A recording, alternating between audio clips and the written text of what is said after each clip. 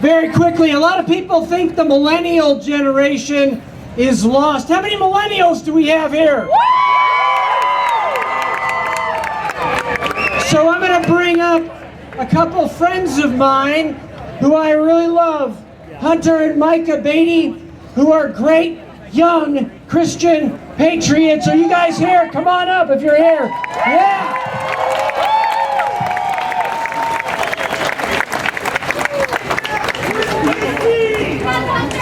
All right. We hold these truths to be self-evident, that all men are created equal, and that they are endowed by their Creator with certain unalienable rights, that among these are life, liberty, and the pursuit of happiness. And that to secure those three rights, governments were instituted among men, driving their just powers from the consent of the governed. That is arguably one of the most important paragraphs that has ever been written. Specifically, two parts of that paragraph stand out to me. And those two phrases are, all men are created equal, and that to secure these rights. You see, our founding fathers resettled this land and then later split from Britain because they realized that each person has both equal and inherent rights. Rights which we know well and often take for granted, those of life, liberty, and the pursuit of happiness and or property. Ronald Reagan, former president, put it well when he said this: freedom is never more than one generation away from extinction. We didn't pass it on to our children in the bloodstream. It must be fought for, protected, and handed on to our children to do the same. When I think of the word freedom, there's one person and one speech in particular that comes to mind. The person is Patrick Henry, and the speech is Patrick Henry's Give Me Liberty speech. Now, part of what he said was this: but different men often see the same subject in different lights, and therefore, I hope it will not be thought disrespectful to those gentlemen if, entertaining as I do, opinions of a character very opposite to theirs. I shall speak forth my sentiments freely and without reserve. This is no time for ceremony. The question that lays before the House is one of awful moment to this country. For my own part, I consider it as nothing less than a question of freedom or slavery. And in proportion to the magnitude of the subject, ought to be the freedom of today's debate. It is only in this way that we can hope to arrive at the truth and to fulfill the great responsibility which we hold to both God and to our country.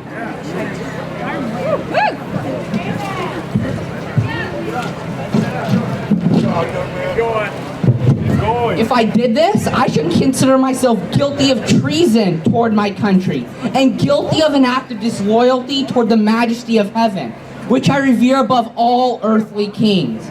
You see, if we wish to be free, he said, if we mean to preserve inviolate those inestimable privileges for which we have been so long contending, if we mean not basely to abandon the noble struggle in which we have been so long engaged and which we have pledged ourselves never to abandon until the glorious conquest of our object has been obtained, then we must fight. I repeat it, sir, we must fight. An appeal to arms and to the God of hosts is all that is left to us. They tell us, sir, that we are weak, that we are unable to cope with so formidable an adversary. But when shall we be stronger? Shall we gather strength by irresolution and inaction? Shall we acquire the means of effectual resistance by lying supinely on our backs until our enemies have bound us both hand and foot? We are not weak if we make a proper use of those means which a God of nature hath placed in our power. Besides, sir, he ends with, we shall not fight our battles alone. For there is a just God who presides over the destinies of nations and who will raise up friends to fight our battles for us. The battle, sir, is not to the strong alone. It is to the vigilant, the active, the brave. There is no retreat but in submission and slavery. I know not what course others may take, but as for me, he said, give me liberty or give me death.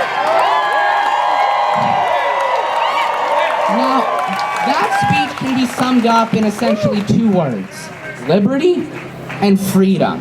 Henry and the other founding fathers of that day believed that each person has the right to bear arms. They understood that each person has the right to have their voice heard. And that means during the season of life that people must have the right to work to provide for themselves, their spouses, and their children. Liberty at its basics is defined as freedom from arbitrary or despotic control. You see, if I were to ask this crowd what your favorite color was, the answer would vary. If I were to ask this crowd what your favorite ice cream was, the answers would vary. But if I were to ask all of you what you considered essential to your everyday life, then the answers would be all over the board. And the same thing goes for what businesses are essential. Last I checked, it was essential that everyone around the world be able to provide for themselves, their households, and their well-being. We have the life and the capability to go back to work, but right now we don't have the liberty to actually do it. All elective surgeries were supposed to be canceled in this state, yet Planned Parenthood is still open and performing abortions, which are elective surgeries. Why are cannabis retailers and liquor stores considered essential and not others? We can go to McDonald's drive-thru, but not to a church drive-thru? A saying that I heard a couple of days ago goes something like this: we are allowed to get high, but not worship the Most High. And we're allowed to go get blitzed, but not go get back to business. You see? Now we have the right to freedom of religion. We have the right to freedom of speech and the rights of life, liberty, and the pursuit of happiness. Now, the May 4th order may have been voided, but the Constitution, last I checked, has not been voided. The Ninth Amendment, if you want to argue that you can't find the phrase right to work in the Constitution, well, let me tell you this. The Ninth Amendment says that the rights enumerated in the Constitution are not exhaustive, and that we have a right to other rights not in the Constitution. But aside from that, let's face this fact. Here in the USA, whether in a pandemic or not, we have it better off than a lot of people in the world right now. And that brings me to one final thought. The battle belongs to the Lord. There is one person who has been through every war, crisis, holocaust, or pandemic that this world has ever faced. You see, the Lord was with Patrick Henry and our other founding fathers when they decided to found this country. And that means that He will be with us and is with us through this time right now. Henry ended his speech with this saying: "Besides, sir, we shall not fight our battles alone. For there is a just God who presides over the destinies of nations and who will raise up friends to fight our battles for us." Yes. Isaiah 41:10 commands us to fear not, for I am with you. Be not dismayed, for I am your God. I will strengthen you. Yes, I will help you, and I will uphold you with my righteous right hand. You see, God was with them through their battle in the 1700s. And by His strength and righteous right hand, guess what? They prevailed. Now, as Ronald Reagan said, we must continue to fight for our liberties and to fight for our freedom to pass it on to the next generation. Because it's not something that is simply inherited. But aside from that fact, we must put our faith and trust in God and come to the realization that we will prevail.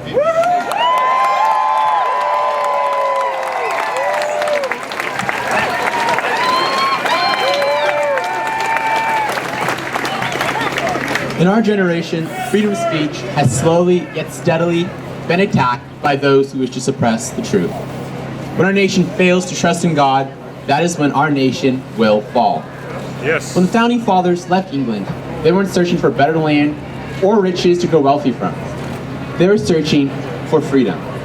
In their mother country, they were suppressed and put in prison for not following the Church of England and worshiping God in the way they saw fit.